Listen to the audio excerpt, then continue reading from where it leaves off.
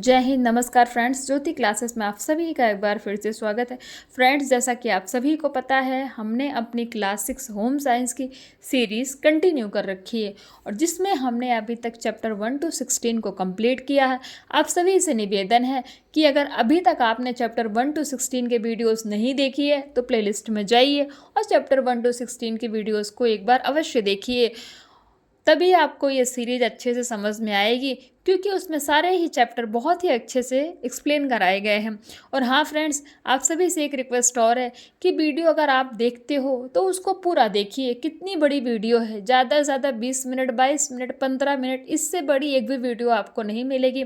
आप प्लेलिस्ट में चेक कर सकते हैं, क्योंकि अगर आप वीडियो पूरा नहीं देखेंगे तो आपको कोई भी कॉन्सेप्ट समझ में नहीं आएगा। आधा अधूरा देखेंगे तो क्या मीनिंग है फ्रेंड्स उसका? कि आप, मेरा ये वीडियो बनाने का एक ही पर्पज़ है कि आपको अच्छे से सारी चीज़ें पॉइंट टू पॉइंट, यानी कि वर्ड टू वर्ड जो भी बुक में है सब कुछ आपको पढ़ाया जाए, आपसे कुछ भी छूटे ना, जिससे कि आप एग्ज़ाम की तैयारी आपकी ऐसी हो कि ये ना हो कि एग्ज़ाम में ये क्वेश्चन आ गया और मैंने उसको नहीं पढ़ा है। तो फ्रेंड्स, आई होप आप समझ पा रहे होंगे। आप प्लीज़ इस सीरीज को कंटिन्यू करिए और एक बार जाकर चैप्टर 1 to 16 की वीडियोस देखिए। सारे ही टॉपिक बहुत ही अच्छे से एक्सप्लेन कराए गए हैं। तो चलिए फ्रेंड्स, बिना टाइम वेस्ट किए शुरू करते हैं आज की क्लास। आज की क्लास में आप देख पा रहे होंगे कि आज की क्लास में हम पढ़ने वाले हैं चैप्टर 17। चैप्टर 17 में हम पढ़ेंगे धुलाई कला। और धुलाई कला में क्या पढ़ेंगे? धुलाई कला में पढ़ेंगे वस्त्रों की धुलाई किस तरह की जाती है एवं उनकी सुरक्षा किस तरह की जाती है। तो फ्रेंड्स, ये है हमारी आज की क्लास। और हाँ, और बहुत खुशी की बात ये है कि ये है हमारा क्लास 6 का लास्ट चैप्टर, यानी कि चैप्टर 17 आज हमारा लास्ट है। आज हम अपनी क्लास 6 की सीरीज़ को कंप्लीट करेंगे और कल से हम चलेंगे क्लास 7 पर। तो देखिए ना फ्रेंड्स, देखते देखते छोटी छोटी वीडियो के माध्यम से हमने क्लास 6 की पूरी बुक पढ़ डाली। तो बहुत ही अच्छी बात है कि हमारा पूरा चैप्टर फिनिश हो गया फ्रेंड्स। आज लास्ट चैप्टर है जो हम कवर अप कर रहे हैं, तो बहुत ही खुशी की बात है। तो चलिए फ्रेंड्स, ज़्यादा बातें नहीं करूँगी, चलते हैं अपने टॉपिक की तरफ। तो हमेशा की तरह आज की टॉपिक स्टार्ट करने से पहले हम क्या करेंगे?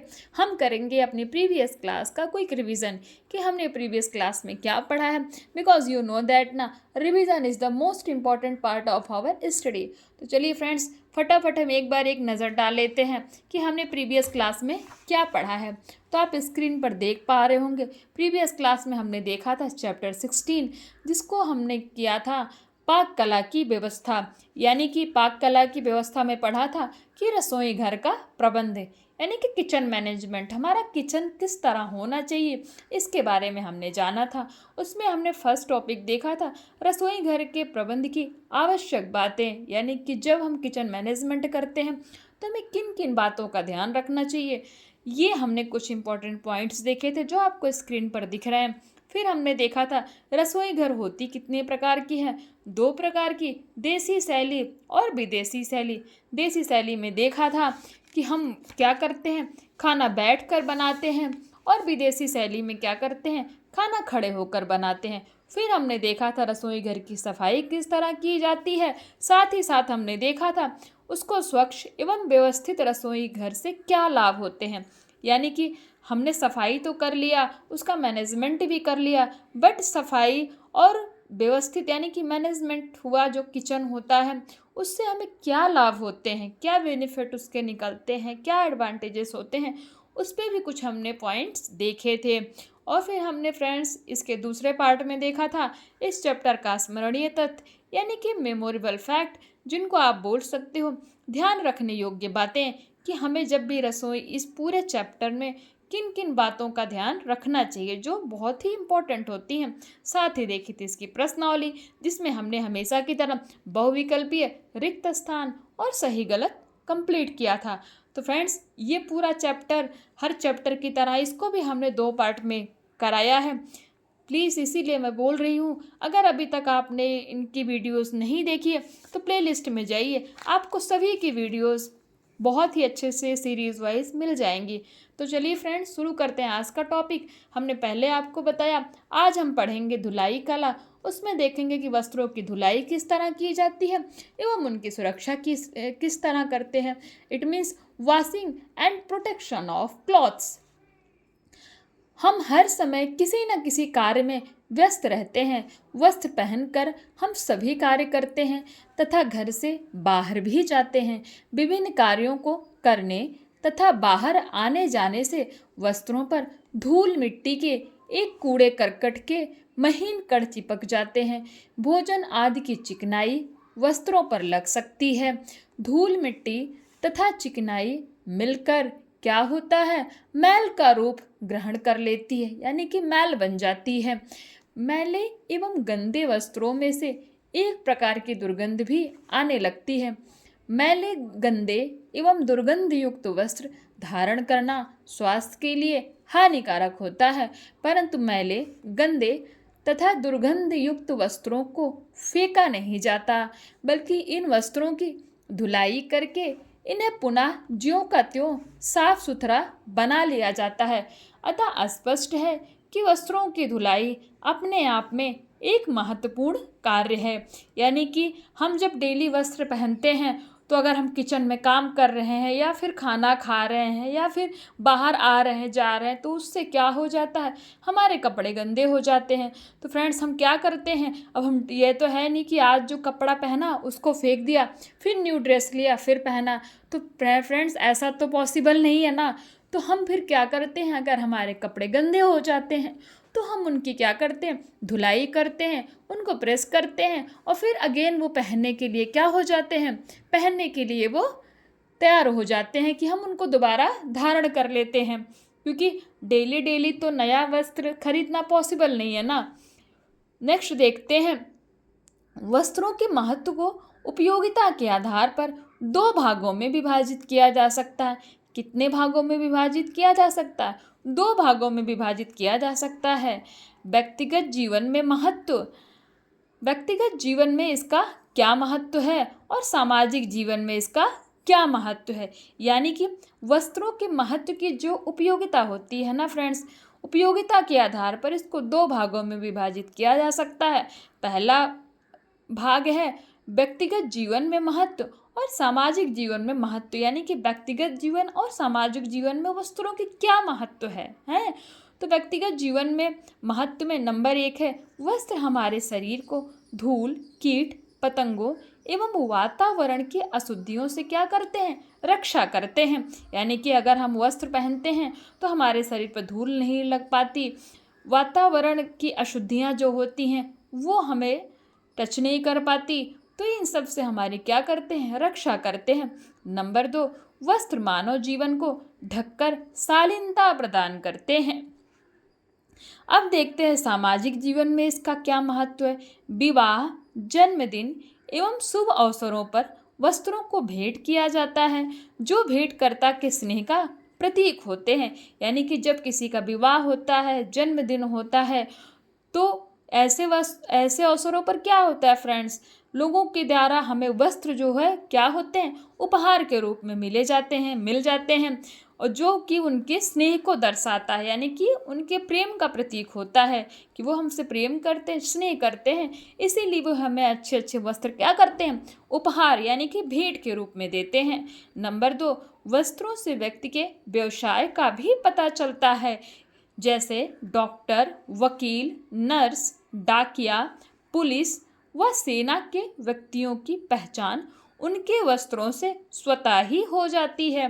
तो आपने देखा फ्रेंड्स, सामाजिक जीवन में वस्त्र का कितना महत्व है कि अगर वस्त्र पहना है तो वस्त्र से ही पता, हमारे पहनावे के तरीके से ही पता लग जाता है कि हमारा व्यवसाय यानी कि हमारा पेशा क्या है। जैसे आप डॉक्टर को देखते हैं तो डॉक्टर का एक वस्त्र होता है ना, कि डॉक्टर ने जो वस्त्र पहन रखा है उस वस्त्र से ही हमें पता लग जाता है, किसी को बताने की ज़रूरत नहीं पड़ती कि ये क्या है, डॉक्टर है।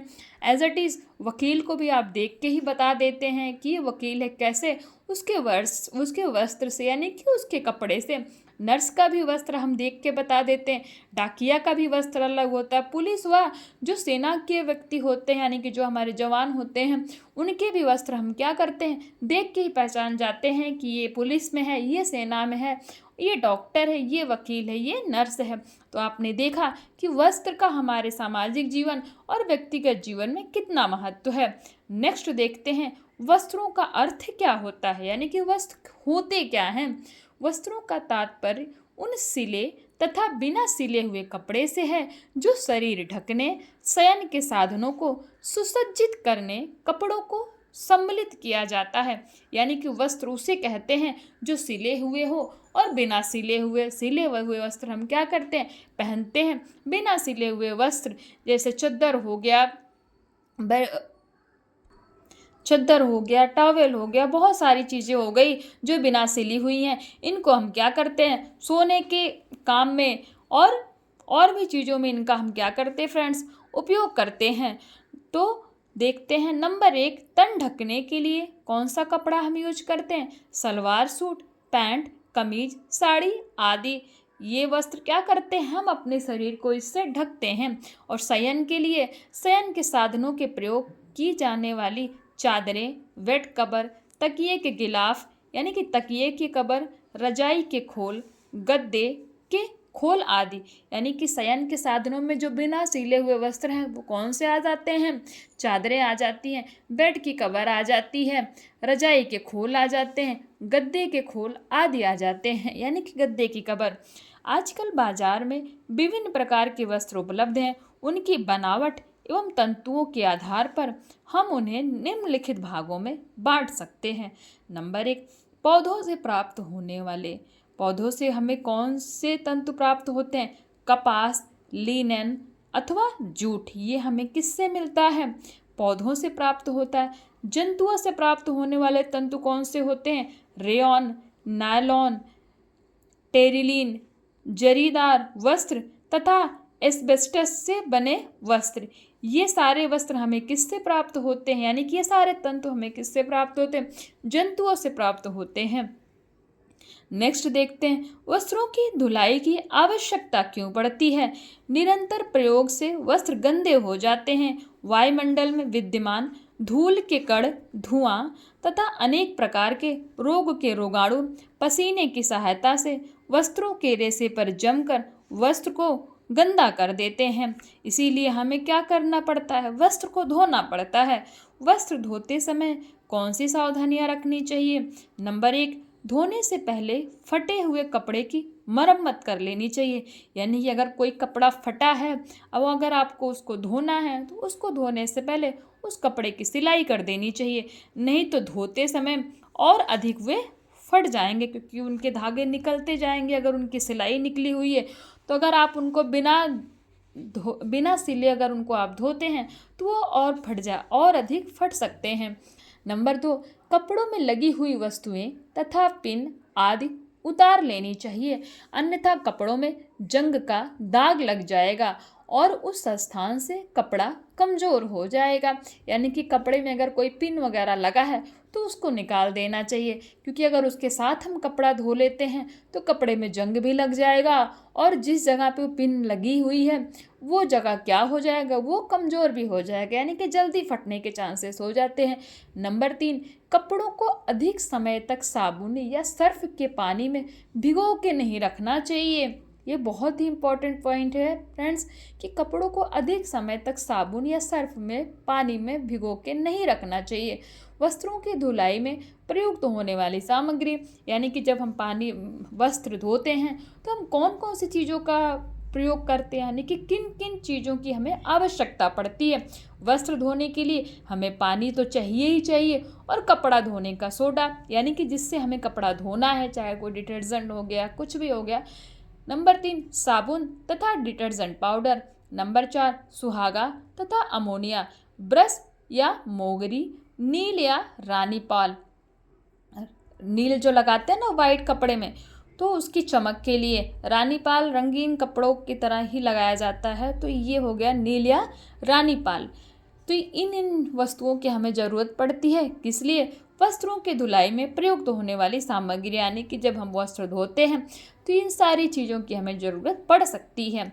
ज़रूरी नहीं है कि हर वस्त्र में ये सब चीज़ें लगें, मतलब जितने भी टाइप के आपके पास कपड़े हैं उन सबको धोने के लिए ये सारी वस्तुओं की ज़रूरत पड़ सकती है।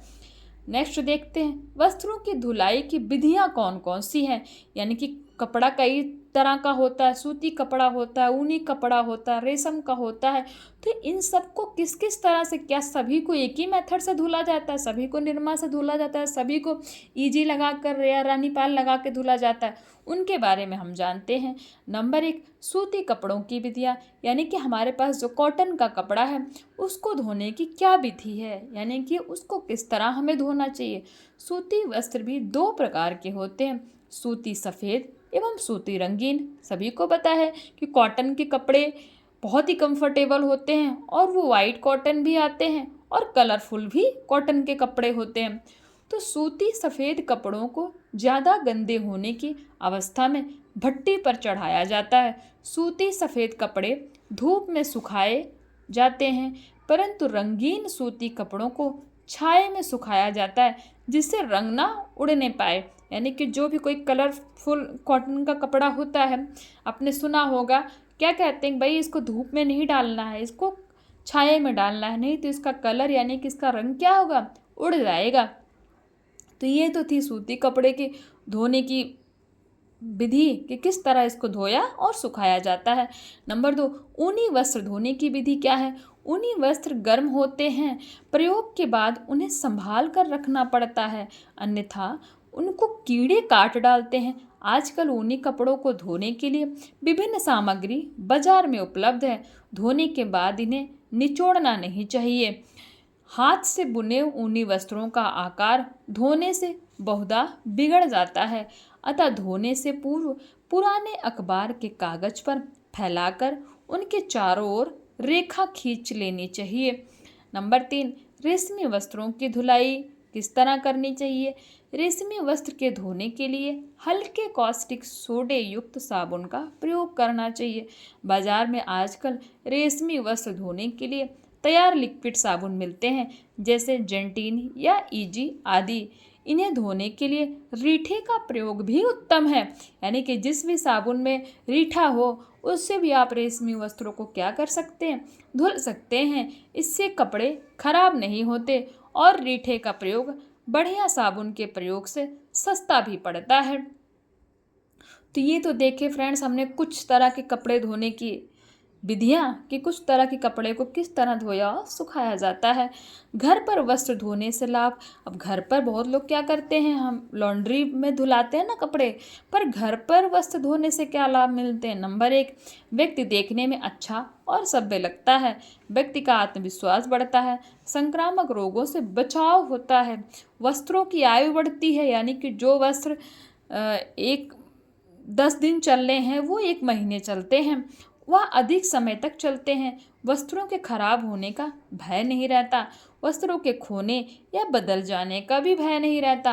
नंबर 7, घर पर वस्त्र धोने से धन की भी बचत होती है, क्योंकि अगर हम वस्त्र स्वयं धोएंगे तो हमें कोई भी पैसा नहीं देना पड़ता। तो उससे क्या होता है, हमारा धन की भी बचत होती है। तो ये थे फ्रेंड्स घर पर वस्त्र धोने से कुछ लाभ जो आपने देखे। नेक्स्ट और लास्ट है वस्त्रों की सुरक्षा के उपाय।